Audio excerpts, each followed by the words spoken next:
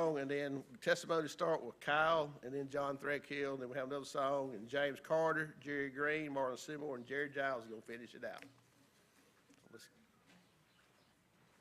Deacons, I have one request of you. When you speak, if you'll speak into the microphone, it would really help. Some of the stuff got cut off. You can't hear if you're not talking into the microphone for the live people. So if you will please make sure you talk into the microphone, that would help us. If you will stand, we're going to sing hymn 317. There's something about that name. Just one time.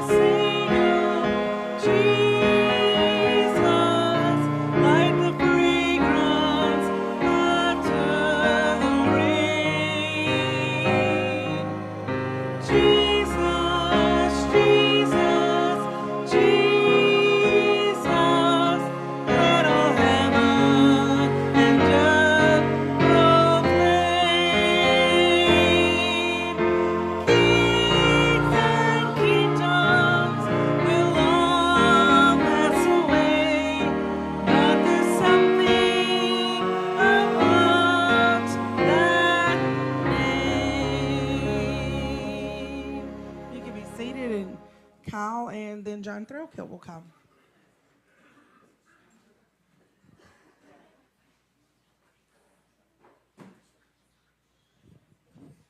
Good morning. How is everyone doing today?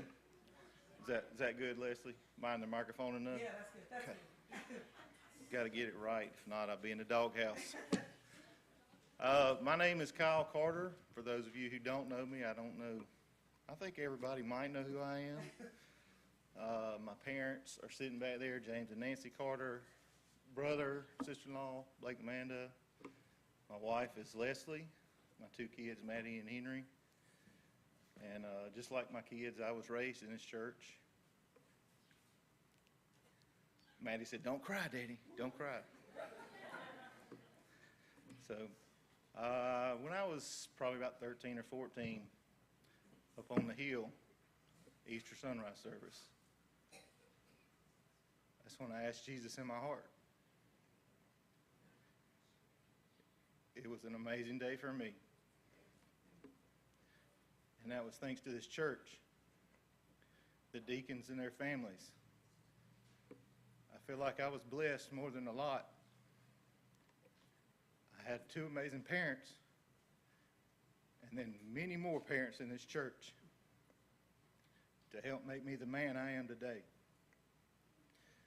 And the man that y'all had voted and elected me to be a deacon, to serve you. That's why I'm here. I'm here to serve you. I'm not here for me. Don't think of me as being better because I'm a deacon. I know when I was younger, I used to look up to the deacons thinking they were so amazing because they were deacons. But all those deacons are here for you. It's not about us. It's about you. For what you need, if you need anything, you just call any one of us. If we can't get it, we'll find someone who can. I just want to let y'all know our numbers are in the bulletin. Call any one of us anytime you need anything. And we will do everything in our power with help from the good Lord to get done what you need. If it's just a prayer, if it's help getting something accomplished, we will do what we can do for you. And I just want y'all to know that we love y'all and we love serving y'all. And we want y'all to ask us for help. Everyone needs help. If it's not from somebody else, we all need help from God. And since we're here to serve God, we're his hands and feet. So call us and let us help you. Thank you.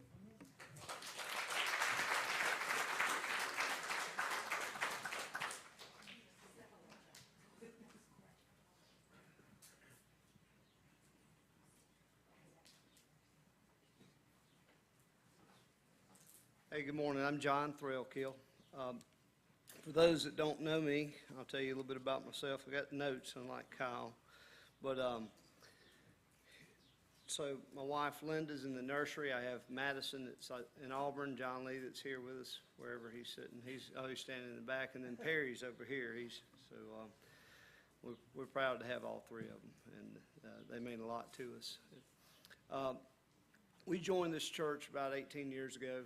It's been a blessing to us. We've raised our family in the church. Madison was real young. I'll never forget, we had a summer revival, and Linda was home with John Lee. She had either just had him or was about to have him, and so it was me and Madison, and they actually called Madison up on the stage, and she was about 2 years old, and they said, "Well, who brought you here?" And she said, "My daddy." And I was like, wow. You know, that's some things, you know, sometimes we don't feel like we want to go to church or need to go to church or should go to church, or we can come up with all these excuses. But in those moments, we remember why we go to church. And so it was a small reminder to me at that moment in my life that I needed to have my family in church. So this church has meant a lot to me. I've had 2 kids baptized here and 1 that prays from the pulpit. So you know, it's pretty good. You know, not everybody supports you in that way, and so I'm speaking of the church, but I'm also speaking of the church of the members. You know, and the deacons are just an extension of they're there to help the pastor, and so I am, you know, a deacon. Not a very good one. There's a lot. I'm on the bottom end of the list, but we got some great men they're great at serving. You know, I've heard all these big testimonies on when Christ came into the life, and I have one of those too, except I've never really verbalized it. I can always remember we were on a children's camp retreat, much like our Camp Victory trip or something like that, but I couldn't ever remember where it was, but I knew I had written it in a Bible somewhere, and I asked Linda to see if she could find it, because I'm not good at organization. But right there, it says, my parents gave me this Bible in 1981, and on December the 7th of 1985 in Cook Springs, I have Baptist camp. I looked it up last night. I don't think it's called a Baptist camp anymore. Maybe it wasn't then. I don't know, but in Cook Springs, that's where I asked Jesus to come into my life. And we were doing stuff that kids do and having fun and activities, but along the way, being part of that church helped me. It was Elkdale and Selma, and, you know, we'd gone to, you know, Cook Springs, I don't know if it was for a day or 2 days, or I don't know how long we were there. I just know that that's where it was. Now, what I remember most is my baptismal.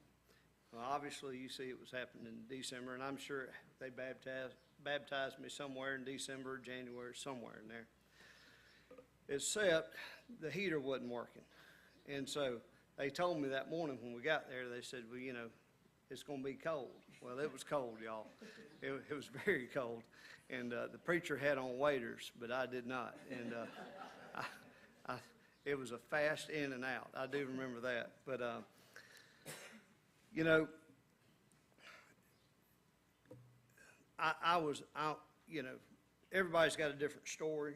You know, some people have it better than others, and some people have it worse than others. I was somewhere in between. I had parents who loved me, and I had the opportunity to go to church and learn about Christ. And, you know, it's what we do with what we've been given. And I think that's the biggest thing we need to take away from us individually. We're not perfect people. Nobody here is perfect. We shouldn't look at our church members, our church family, the deacons, the preacher, anybody as being perfect. I've been away from Christ more than I've been with Christ in my life, and that's the truth, you know. And He's been with me the whole time, but I've just not reached for Him at the times I should, you know. And that's just being honest. You know, one of the special things about this church is the leadership and just the real people to me. No, I don't see anybody I've never seen anybody that has given me the feeling like they've got it all figured out. And we're just really fortunate at this church to have good, strong Christian leadership and men, and even in our pastor, but y'all were supposed to laugh at that. But I can remember when he was a bad Sunday school teacher. I mean, he may still be, but we promoted him. So, but no, he is a wonderful, wonderful man. And anyway, we're so fortunate to have him. I'm here to serve the church in any way possible. I got way more weaknesses than I do strengths if I'm evaluating myself. I'd have a long list of weaknesses and a short list of strengths. One of the things the church has allowed me to help in serving is like in mission projects and things like that, things that I feel confident and better at. I mean, I can impersonate a carpenter, but that's about it. But, in doing that, it allows us to serve the Lord with a joyful heart. And, so that's what we're supposed to do. And a mission project's not for everybody. That's somebody else going to want to work with children or babies or music or whatever that is. But we need to serve the Lord in some way, and especially in a way that we can lead, maybe hopefully show Christ to others. So, and I got to thinking last night that I didn't really pay attention to what Cook Springs was about, and I really don't know what it's about. But just looking up, I think the camp that it once was is, they minister to children, and that's neat to me because I love helping at Camp Victory, and I've had the opportunity to serve there as well, and they've asked me to serve there again, and so I look forward to doing that this year. And so, I don't necessarily see myself in helping kids. Nobody would give me their children and say, hey, look after these kids for me. But maybe in some way, what I can do can help serve those kids.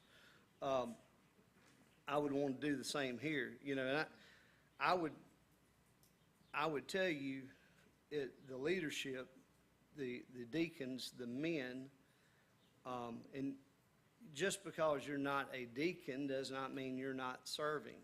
And I can testify to that because I think it was 2018. I had my first hip replaced, and we were on the way home from the hospital, and a bad storm rolled up and blowing trees over, and I wanted to drive, but I was told I couldn't, and so we were on the way home from the hospital, and had fence down with trees on top of them, and I don't remember if it was that evening or the next evening, but all I know is I had a bunch of men show up and come fix my fence, and that was hard.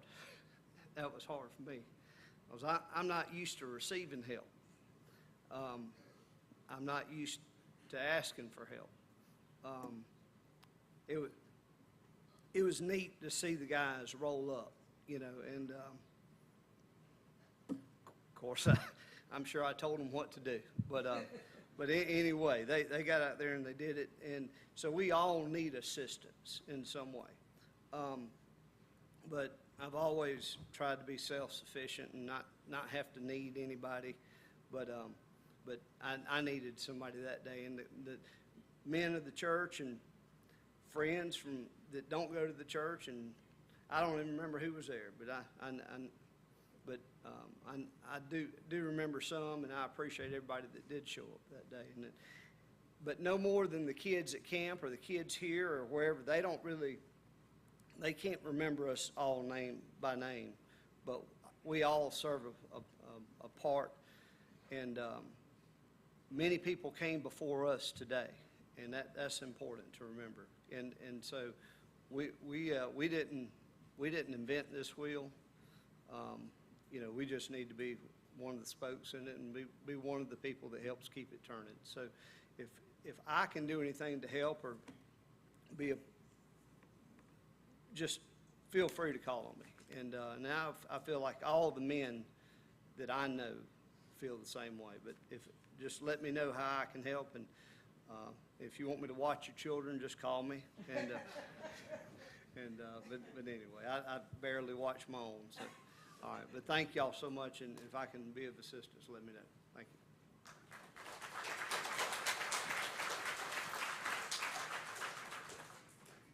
We're going to have our offertory now. It's hymn 148, He Keeps Me Singing. If you'll stand, and after the offertory and offertory hymn, the children will go for children's church.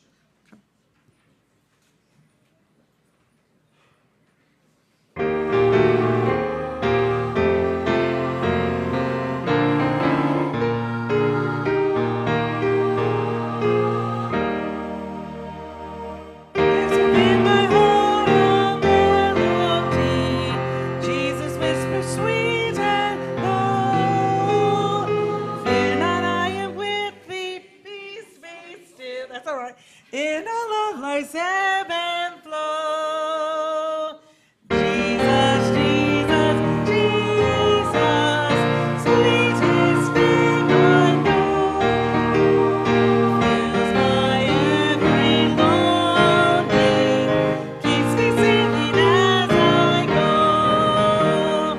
All my life was wrenched by sin and strife, this one fills my heart with Jesus went across the broken streets, stirred the stumbling chords again. Jesus, Jesus, Jesus, sweetest name I know, fills my every longing, keeps me singing as I go. Soon He's coming back to welcome me, far beyond the starry sky. I shall wing my flight to worlds unknown. I shall reign with Him on high. Jesus, Jesus, Jesus, sweetest name I know, fills my every longing, keeps me singing as I go.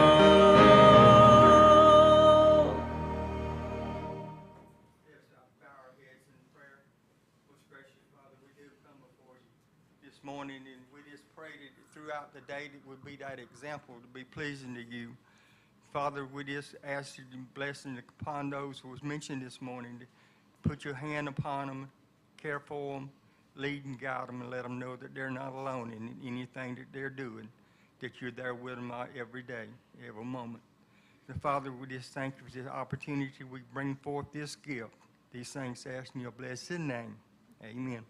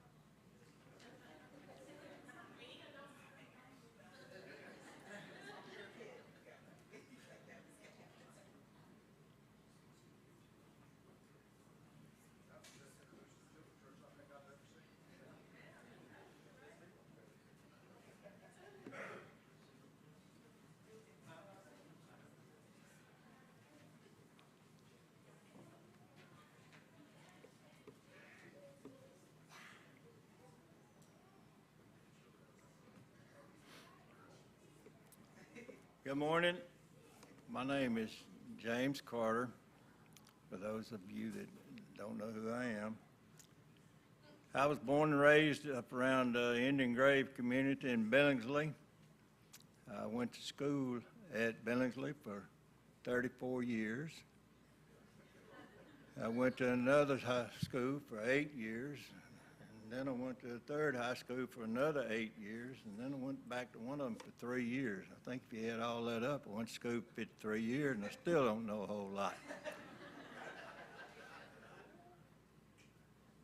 And somewhere in there, I even went to college for 4 years, 5 if you count getting the master's degree at night.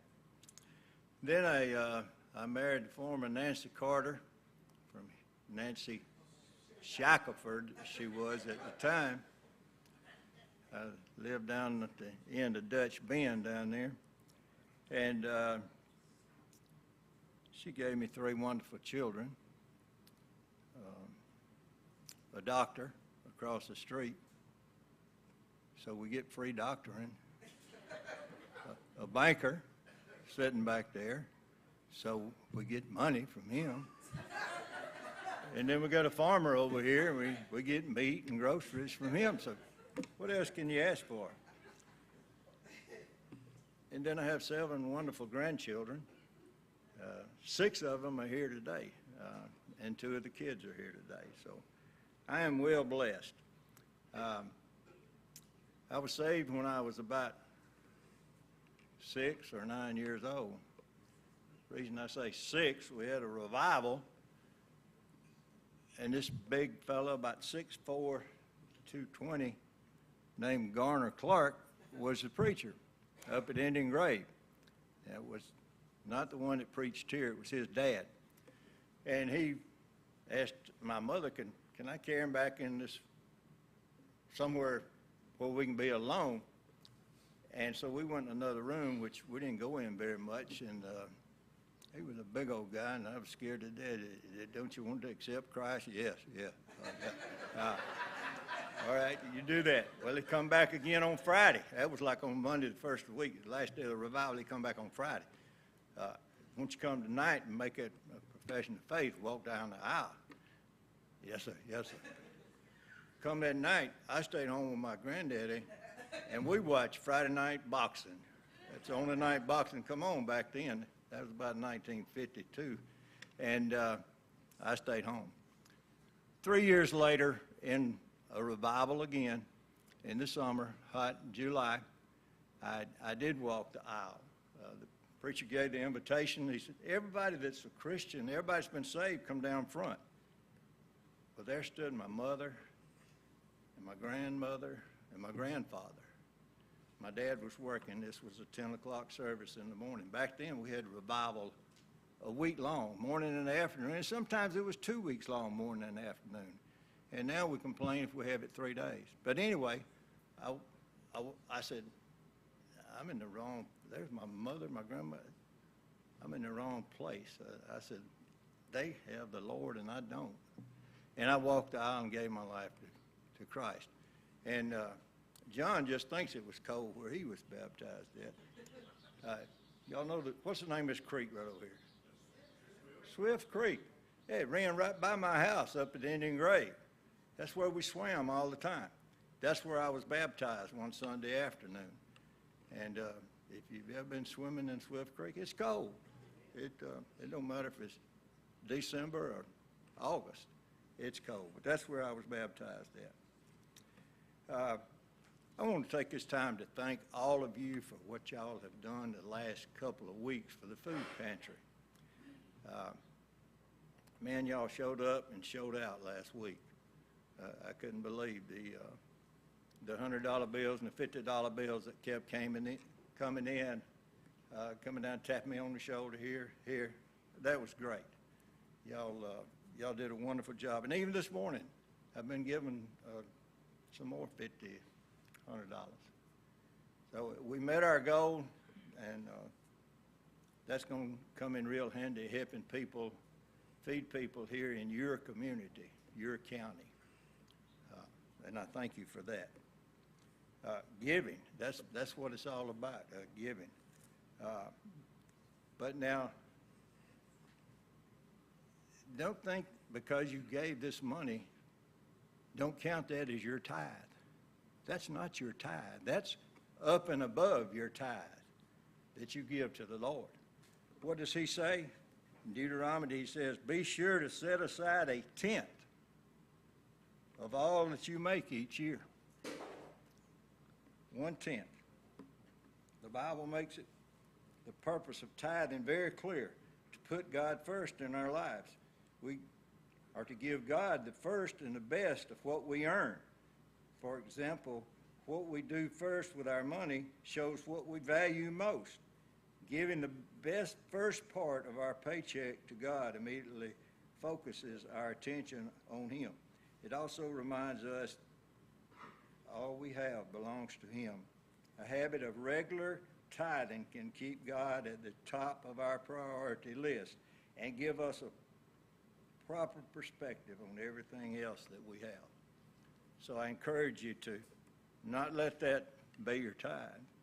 If you do, you're robbing God. He expects that tenth of your first. Back in the old times, it was the firstborn, the first cattle, the best that they had to give.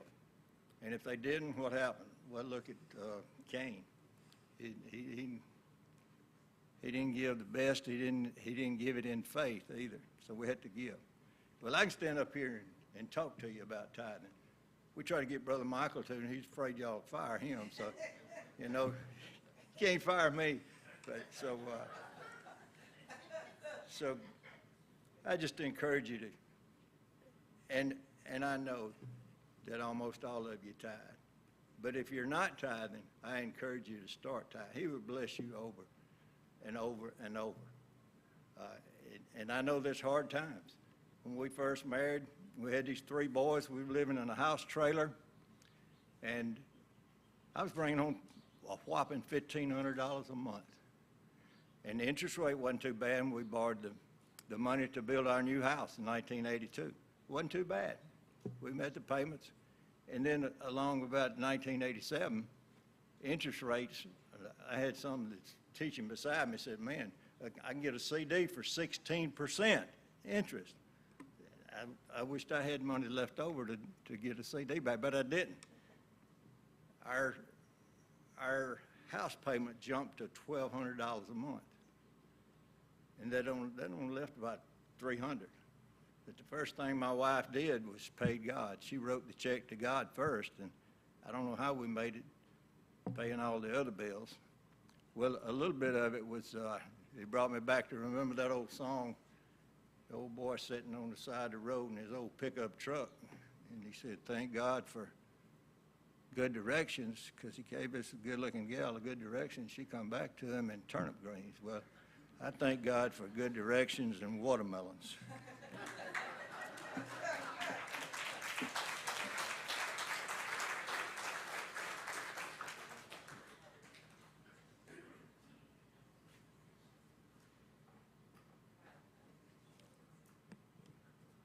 This is too much to be doing facing y'all twice. But born and raised in Pike and Bullock County, baptized at probably 6, 7 years old. Moved up, got married. Woke up one morning, people fighting under my trailer. Said, this ain't where I need to be. Moved down here on the river. Thought I had it private all by myself, but then here come the preacher. Invite me to church. Got flooded. Well, when you get flooded, you pay attention. You listen. You have a warning. I got my young'uns. First, I sent them up here to the Methodist. But then God let me know right quick, like, you don't send your young'uns to church, you bring them. And whenever you bring them, that means you're there. Well, I got straight with the Lord.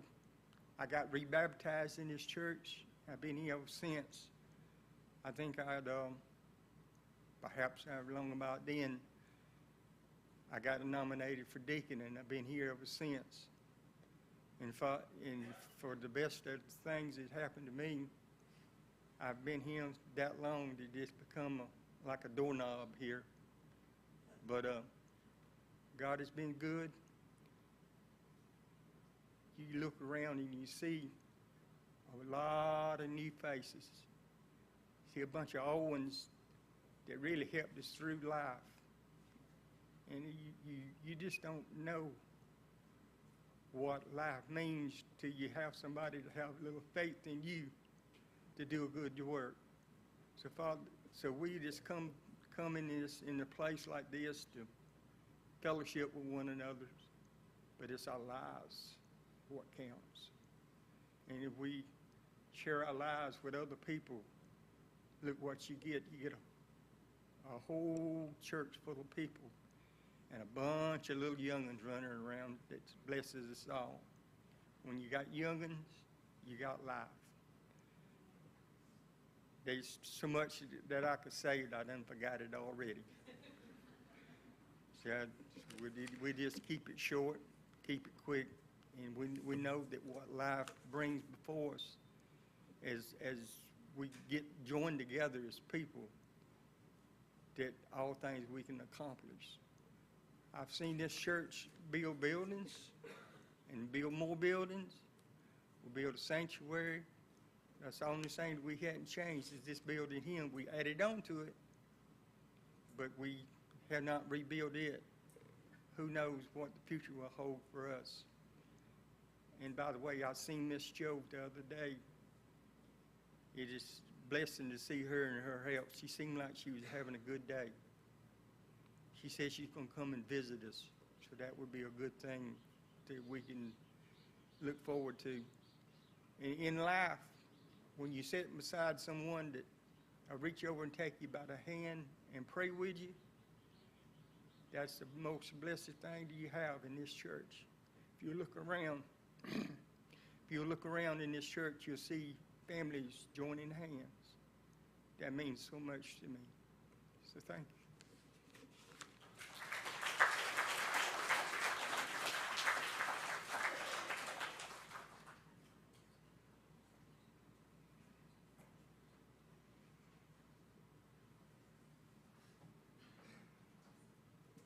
I think most everybody knows me, but I'm Marlon Seymour. And Kyle, I don't know, who was it you said told you not to cry? Maddie. Maddie? You know, in the Bible, Jesus wept. That's the shortest verse in the Bible. Now, I admire people that can stand up here and don't get emotional, but I admire people that do get emotional. That's what makes each one of us for the Lord. I was saved in June of 1963, but the way that come about, we were members of Calvary Baptist Church, and Brother Fred Lackey was a pastor there at that time. And my little friend, he was a little older than I was, Peanut, he accepted Jesus Christ as his Lord and Savior, and he was going to walk up. Well, we didn't do one thing by ourselves, so here I go, I'm going to go do that. And after talking to Brother Fred Lackey, I knew I went for the wrong reason, but I could have went ahead right then. But during that time, he said, you just wait, pray about it, And it was probably a year or so later that I accepted Jesus Christ, my Lord and Savior. But I will tell you that whole year, it was just like sitting in a bench. I need to go up, I need to go up. I'm married. My wife, Sherry, she's back in the nursery. Sometimes, and she's a twin, so sometimes when you see them in town, if you don't see them with their husband, Tommy's sitting back there. So Terry and Sherry are twins, and they'll get them mixed up sometimes. But we've been, like I say, we've been married for 49 years. I have 2 sons. I have 5 grandchildren and 1 great-grandchild. So, and when we started the church here in '75, I can look around this crowd right now, and I can count on one hand the people that were here in 1975. So, we were we went to White Pond. That's where we grew up, White Pond Baptist Church. When I was saved, I was at Pleasant Hill. Like I say, it was in June of '63. I can't remember the exact date. I was young, but I just about can walk to that certain bench I was sitting in at Pleasant Hill, the day that I walked forward.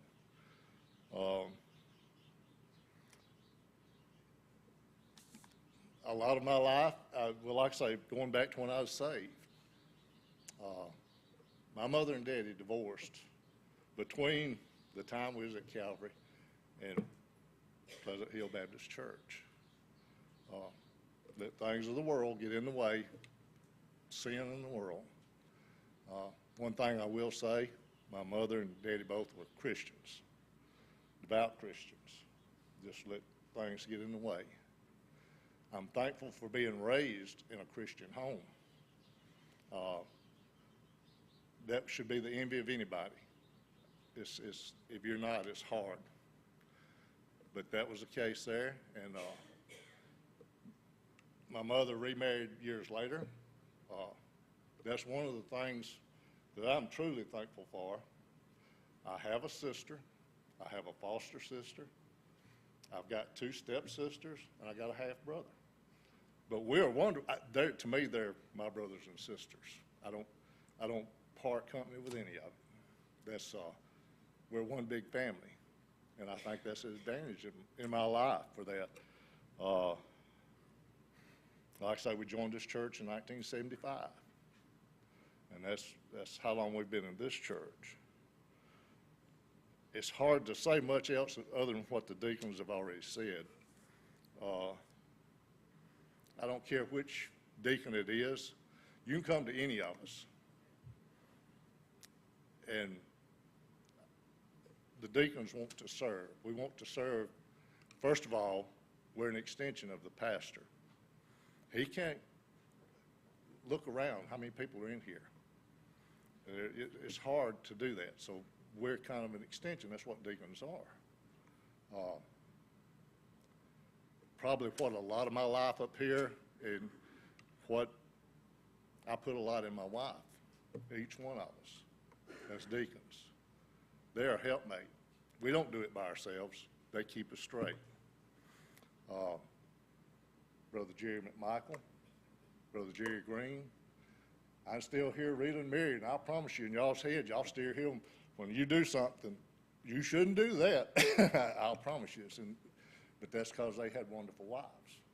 And any deacon in here will tell you they need that helpmate.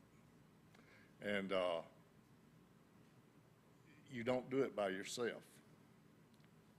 Like I say, we're an extension of the pastor. We're to be a servant to each one of y'all. No, you wouldn't ask me to build cabinets. We got a cabinet builder back here. We got a home builder back here. But we're to reach out if we see one of our members in need, and it don't have to be one of our family members. You let any of us know. There's not a deacon in here that won't offer help or try to find help. That's our service here in the church. It was mentioned this morning, and it's if you look at our Sunday school lessons this morning. You know, Paul talked about in Corinthians being examples, but whether James brought out the giving of the money for the food pantry. So whether you're serving, whatever service you do in this church, as a teacher, playing the piano, leading music, whatever your service is, in 1 Corinthians 10:31, it says, what therefore you eat or drink, or what, let me put my glasses on, I mightn't see it. What therefore you eat or drink, or whatsoever ye do, do it all for the glory of God. So whether you're teaching, whatever you do, if you're serving, just like we had the funeral, we had people back there serving. Whatever you do in this church, we've got people back there now with our young people, with our kids. We entrust them. They're doing a service. deacons want to serve. That's just our opportunity to serve. We're probably just the biggest sinners. I know we are. I'm probably the biggest sinner in here, but all of us are sinners. None of us are perfect. But we thank y'all for the opportunity to serve.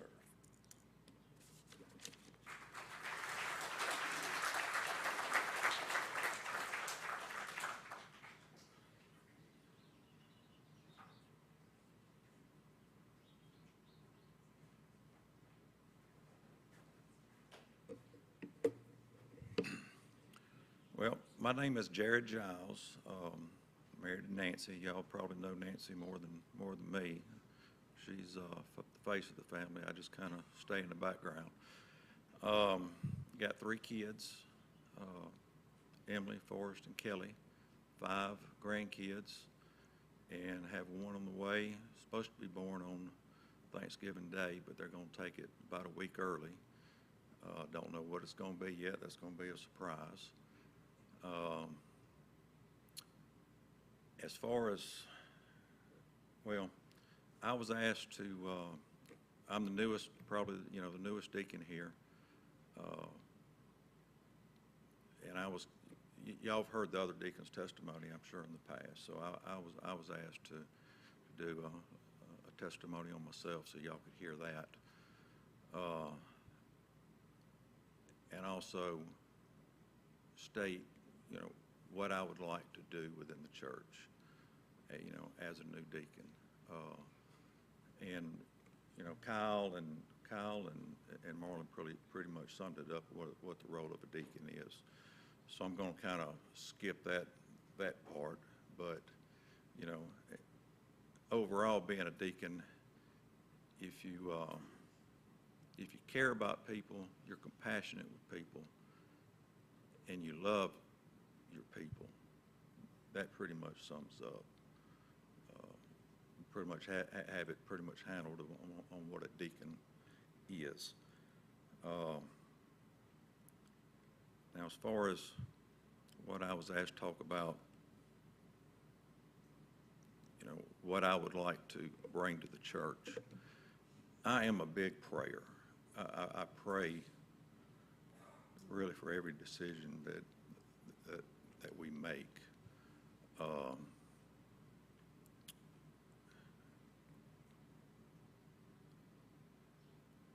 When we first started going here, it was really by accident. We were building a house out here. We got up late Sunday morning, couldn't make it to where we went to church at, and I said, well, let's just go down to the Autaugaville Baptist Church, because we're a family. We've always gone to church. If the doors are open, we go, whether it's Sunday morning, Sunday night, Wednesday, we're always there. Vacation Bible School. If the doors are open, we're here. That's the way we just always run our family. We'll go on vacation. We'll find a church and go to church on Sunday morning. So anyway, we showed up here, and y'all just showed so much love here. You just felt welcome here, and we went here a year before we really joined. We started here in January of 21,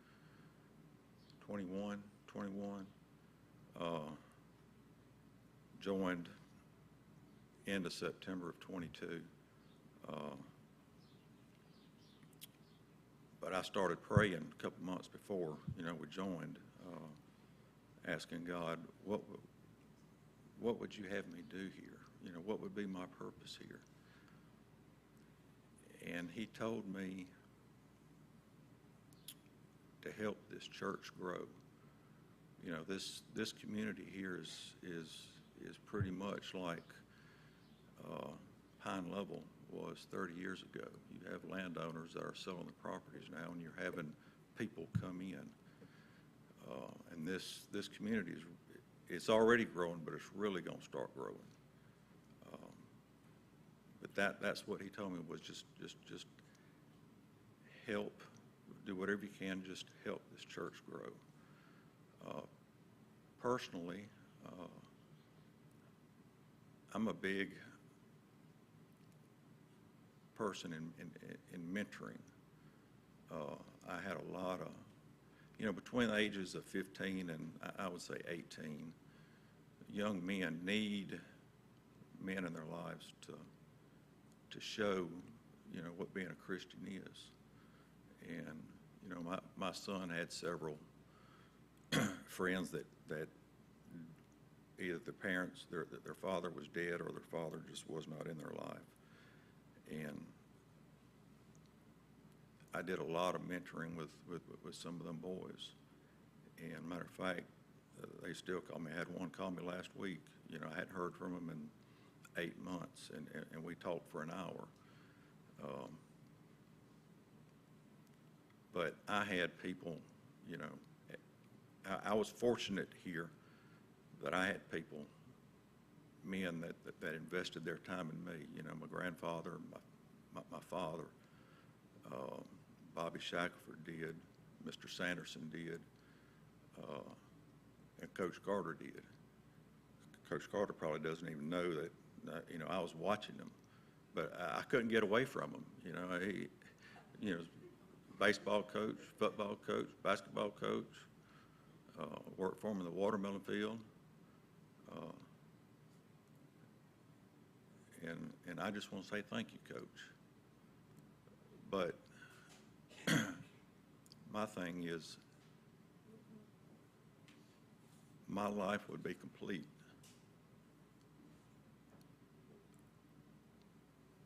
if at Coach Carter's age, one of these young men in here, Henry or, Coleman or Sawyer or Cody or Ryder, came to me and said, you changed my life. Well, Coach, you changed my life. Thank you.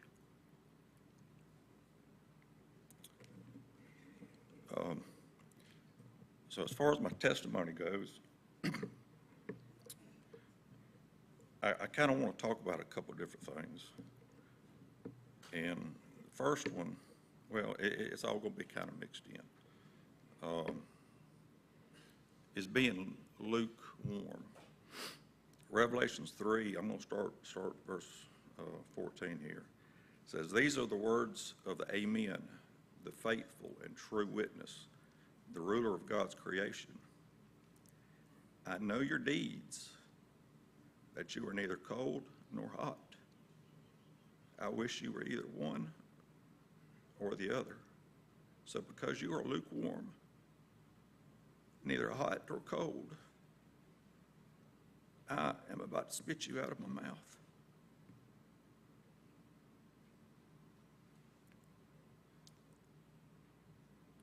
Now, and the other one's going to be kind of mixed in here is fear.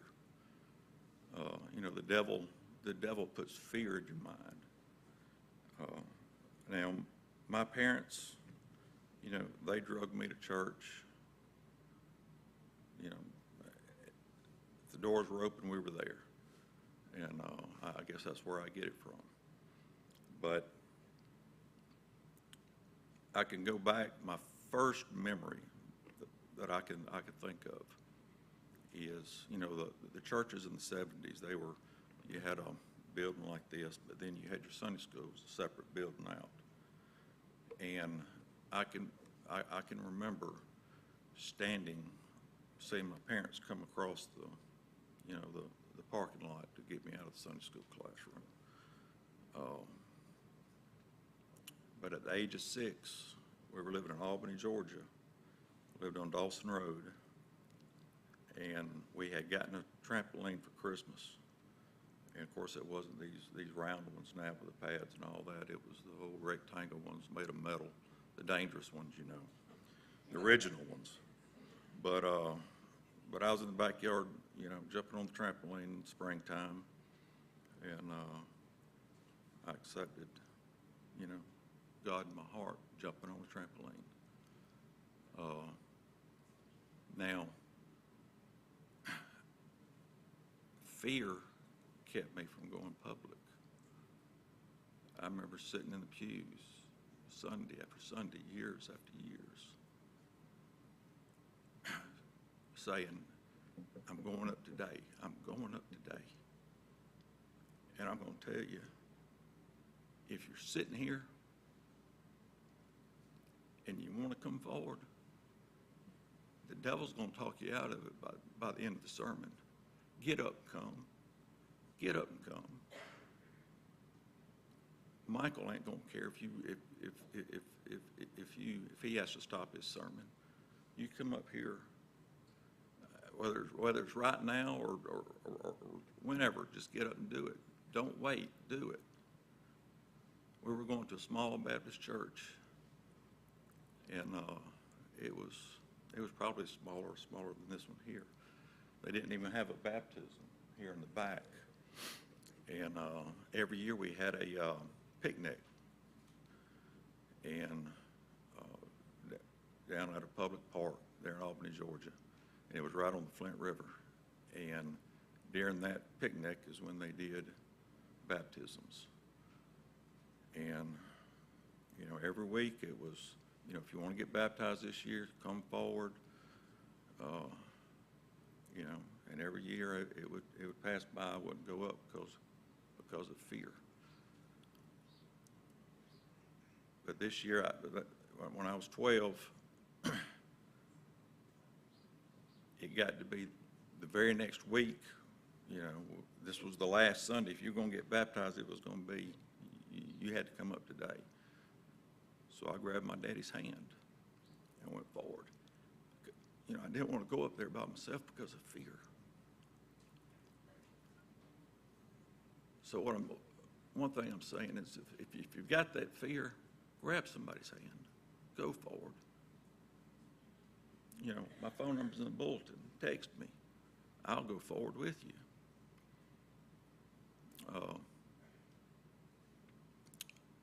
But anyway, you know, years rocked along. I was a good kid. I didn't get into much trouble, but you know, I was just like any other kid. You know, I did things I'm ashamed of, things I shouldn't have done. But we were at Casada, and God started speaking to me. He wanted me to start doing hospital visitations. And one Wednesday night we came in here. A lot of y'all have heard this. Wednesday night, I didn't even know what was going to happen. I walked in, and Michael said, I want you to get up and talk, you know, talk about your testimony. Well, I got up here and talked for an hour and never got to the meat and potatoes of it. So tonight, y'all going to hear about today you're going to hear about what really changed my life. But where was I going with that? God had started to talk to me about, you know, telling me to do hospital visitations.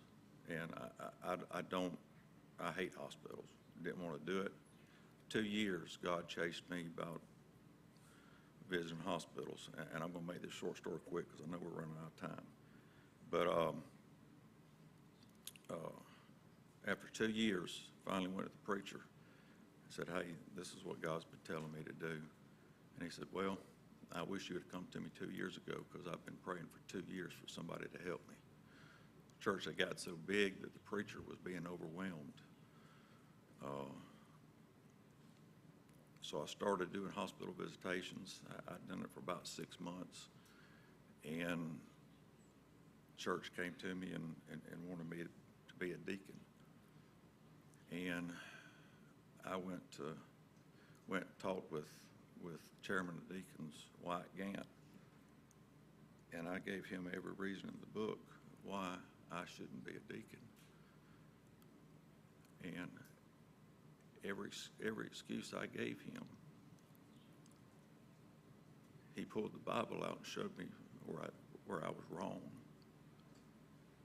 So and there I go again, don't let fear get in the way of what God's trying to do with you. And I was ordained November 13th, 2005. I thought I was on fire for God. I really did. But I was lukewarm. I can look back now and I can say I truly was lukewarm. So here I was a lukewarm deacon, visiting with people. I thought I was on fire for God. And I got into a situation in which I would go and I would pray with the family, and they'd die. I'd go again, I'd pray with a family member, with the person in the hospital, and they would die. And it happened over and over and over. And it hurt. It hurt to pray.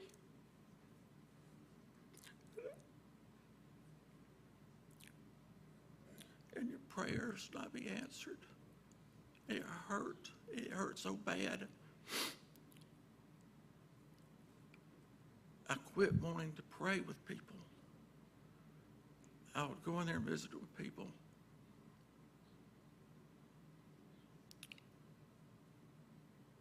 And I would wait until, like, a nurse came in to check their vitals, and I would say, well, I need to leave. Let y'all have y'all's time without praying with them, because the devil had me.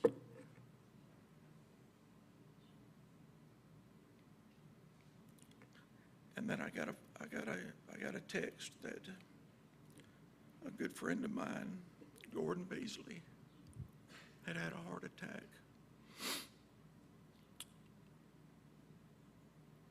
Now, I've had 11 back surgeries now, 2 in the last 6 months. I'll probably have another one in end of January, 1st of February. So I know pretty much when you need to go see somebody in the hospital. Right after the surgery is really not a good time, because they're not going to remember. They're on so much medication, they're not going to remember. They may remember you're there, but they're not going to remember what you talked about, what you prayed about, or anything else. So I've usually given them about 3 days in the hospital and then go see them. And I was waiting on Gordon was in the ICU. He had just a total heart blockage. And God started telling me, you need to go see Gordon. And I said, God, I'm going to go see him tomorrow. This is he'll be he'll be able to hear me tomorrow, and I'll be able to talk to him. He'll have his mind with him. 2 hours later, you need to go see Gordon. God, I'm going to go see Gordon tomorrow. 2 hours later, you need to go see Gordon. I go to sleep. Middle of the night, he wakes me up. You need to go see Gordon. I'm going to go see Gordon in the morning, God. Go back to sleep. I don't know what time it was. 1 o'clock, 2 o'clock in the morning. God wakes me up again. Go see Gordon. Nancy don't even know I got up and left. Get to Baptist East over there in Montgomery. And, it's dark. Not a car in the parking lot. I get the first space, So you know how late it was, if you get, parking lot's empty. Go up there to the ICU, walk in, and one nurse there, and I go over and I asked, told him I was a deacon here to see Gordon, wanted to pray with him. And she goes, well, he hasn't woken up in days. Said the doctor's going to see the family in the morning to take them off these machines and let nature take its course.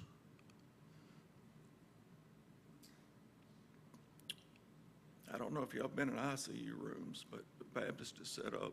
You got the nurses stationed here, and they put the most critical right there at the nurses' stations, and they're glass booths, so you can see, all the way down through, and then there's a row rooms in the back for those that are about to get out of ICU. Well, Gordon was right there.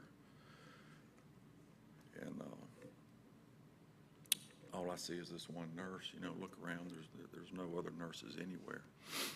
So I go over there and I walk in the little room. It's just, I mean, it's small. There's enough room just to kind of scoot around the bed. And there's Gordon's laying there, and he's got, you know, the oxygen mask on. There was nowhere to hold his hand because all the wires hanging out of him and everything. And I looked down at his feet, and his left ankle was hanging out. And I don't, to this day, I don't know why his left ankle was hanging out. I don't know if it's just so a nurse could walk by and feel his ankle to see if how warm or cold he is, or I have no idea. And there was a chair there at the end of the bed.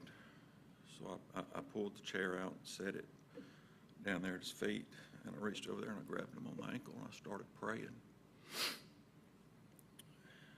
And I said, Lord, I said, if you take Gordon tonight, I know where he's going. He's going to be with you because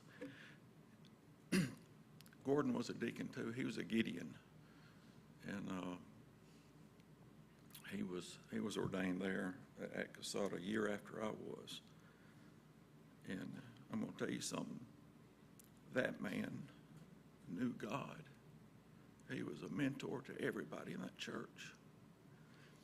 And I said, God, if you take him tonight, I know where he's going to be. I said, but he is a mentor to all the men in this church. But more importantly, he's a mentor to me, and I still need him. And when I said I still need him, that very second, his machines went off. They started beeping, just making the craziest noise, and you could feel God. You could feel God come into that room.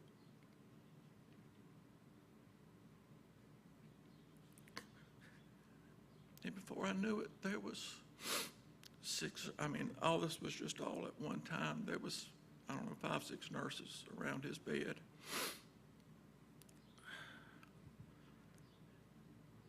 And I said, let me get out of y'all's way. And I was sitting in the chair, and I went to stand up, and there was a black nurse standing beside me. And she took her left hand, and she put it on my right shoulder, and she just eased me back into that chair. And she says, no, you keep doing what you're doing. We'll work around you. And I went back to praying. And then I heard the weakest voice that you could possibly hear. And it was Gordon's voice. And he says, Jared, is that you? And I stopped praying. I looked up. And he had his eyes open. And he was so weak he could barely hold his eyes open. And I said, yes, Gordon, it's me. I said, everything's going to be okay. And he closed his eyes. And I sat there and watched these nurses do what nurses do. And then they told me he's going to be okay. And they went back, and I sat there. And Gordon would come in and out, and we would talk for a second, and he'd go back out. But 3 days later, Gordon went home.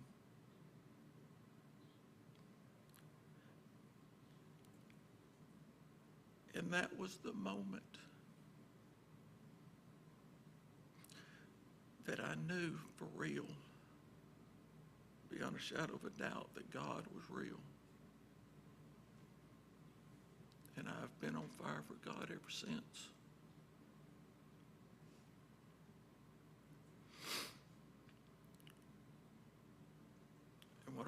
what I'm trying to say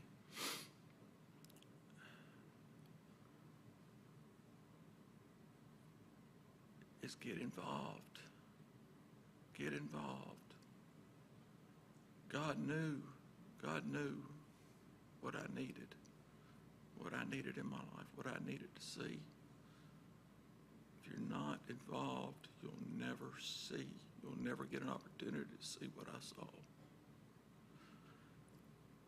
Now, Gordon said he was a Gideon.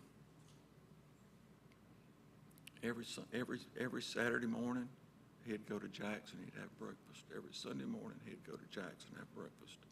And he'd invite people to church. And I was at the greeter of really the main door that came into, there at Casada. And Gordon would bring people, and he would tell his story. And he'd bring people in, he would say, this is the man that was praying for me when I woke up. And people would tell me, you must have a great relationship with God. You must have a direct line to God. And I heard that so many times.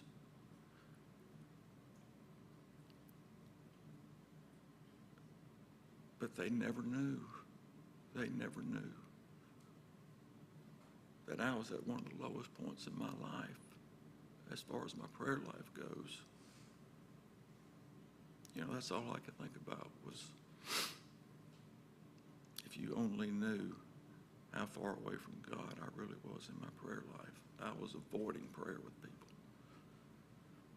Not anymore.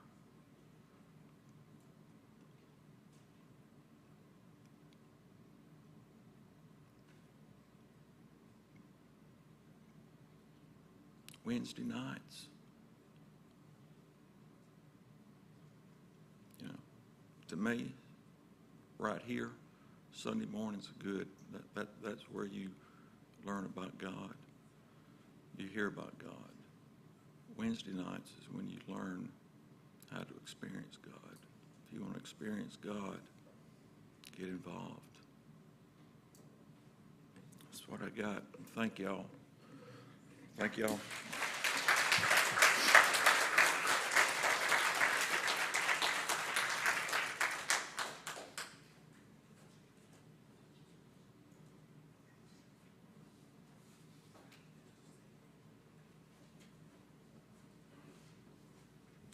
all the Deacons for coming out here and helping Mother Day. It's really important that we have our worship. Hymn of invitation is softly and tenderly. If you'll stand with us, please.